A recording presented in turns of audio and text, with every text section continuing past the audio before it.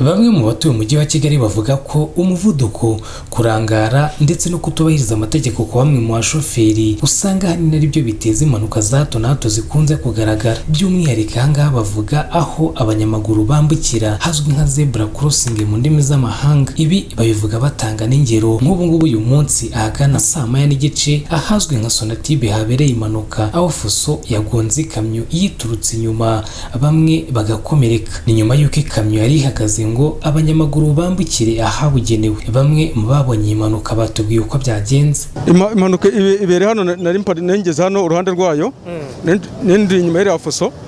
Iriya kamyo yari imbere igeze kuri zebra crossing igiye kwambuka, ihagaze abanyamaguru bagiye kwambuka.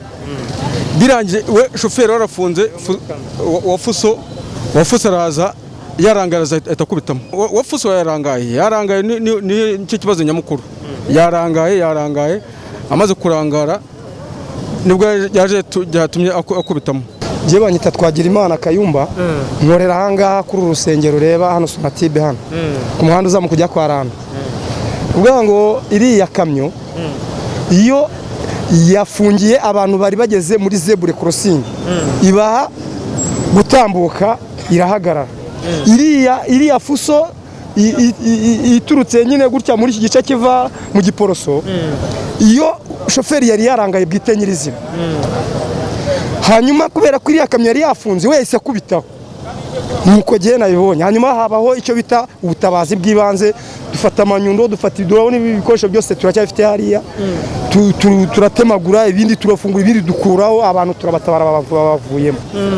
None n'abantu bapfiriyemo? Nta bantu bapfuye, gusa abakomeretse ni shoferi na tandiboyi bari muri iriya fuso, iriya nyine ariyo yakubise kuri iriya kamyo hari. Iriya kamyo y'imbere yo nayo yabaye yakoze nk'ubutabazi, kuko iriya modoka nyuma byagaragara ko feri ntazo yari ifite. Bakomeza basaba abagenzi kwambuka babanje kwitonda kubera ko usanga hari abatwara ibinyabiziga barangaye, ibintu bishobora kubaviramo impanuka bakagongwa ndetse bakaba bahasiga n'ubuzima.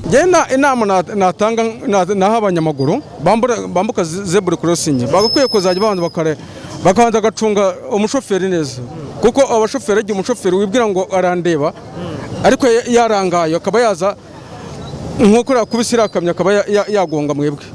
Niyo nama nabaha, nyamukuru niyo nama mbonye nabaha. Impanuka ni kimwe mu bihitana ubuzima bwa benshi, ibintu bisaba ubufatanye bw'abakoresha umuhanda ndetse n'inzego zibishinzwe nka polisi kugira ngo iki kibazo kibashe kugabanuka. Tubutse ko iyi mpanuka yabereye Sonatibe ije ikurikira iherutse kuba muri iki cyumweru nayo yahitanye ubuzima bw'umumotari. Iyi ni Prime TV.